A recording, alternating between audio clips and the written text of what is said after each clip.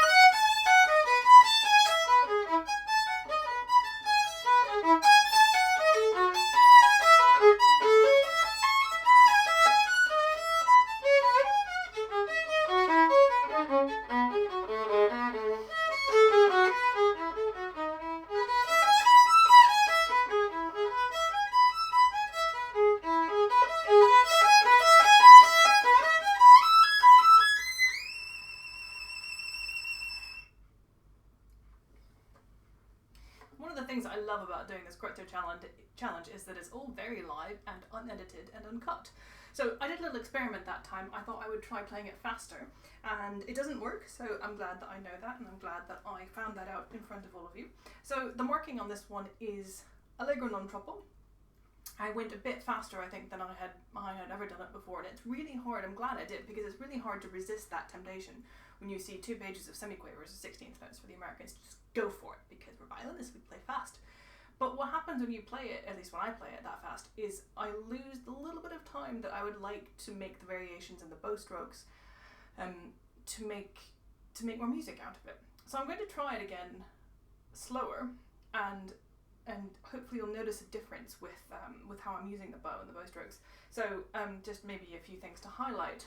Sections like, this is around bar 25.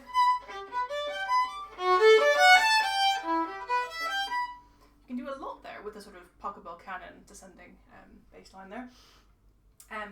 The slurs are not written in, I'm making them up as I go along. Sometimes they're the same each time, sometimes they're quite different. But it's nice to have just a bit more time to explore the variations. There's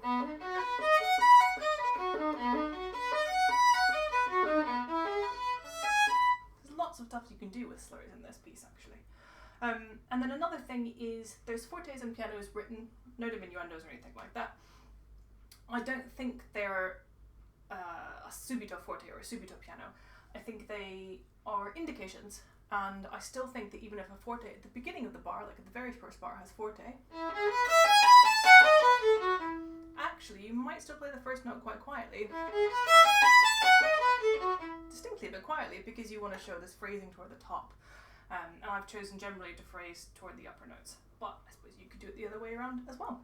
And if you do that, I'd love to hear a recording in the comments. So I'm going to try slower now, and we'll see what that gives us.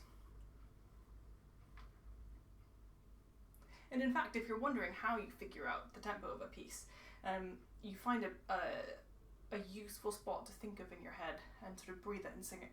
So here I'm again doing that same spot that I just played around bar 25. And having this feeling of 1, 2, 3, 1, 2, 3, 1. So it has a lilt to it.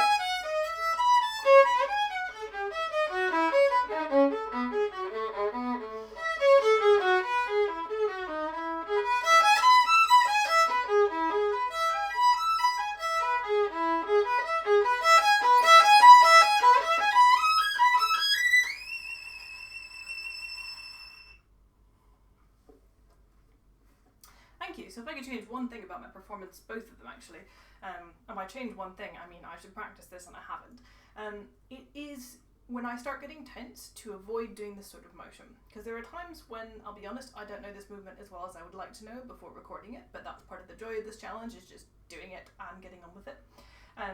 But I'm not as secure as I want to be with all the string crossings and everything. And when I get tense, my reaction is to move things around, which then is not really helping my not feeling quite stable about the string crossings. So I'm going to try this one more time and focus on my breath this time. So not worry about intonation, about bow crossings, string crossings, anything like that, but simply focusing on keeping my feet grounded in the floor and breathing. It's hard to breathe when you're playing fast notes because you can't really breathe with each note. It sounds a bit weird. So drawing in a nice firm breath with each beat, maybe each half of a bar. So we'll see if this makes any difference. I'm also going to change one fingering later on that just never really works the way I want it to, so I'm going to rub this out. It's been interesting in this journey actually. This is the first etude that hasn't quite gelled in the time allotted, so I look forward to more of them doing that. Right, so here is final version with breath.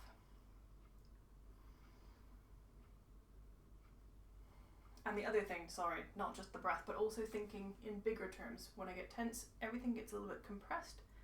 Arm muscle here tightens, gets a little like that. So thinking back, standing back on my heels, grounding into the floor, using big muscles. It means giving up control, which is always scary when you're nervous about things. But maybe nobody's listening anymore because this is such a long video at this point, and I promised you a short one. Right, okay, here we go. Big muscles, breath, grounded.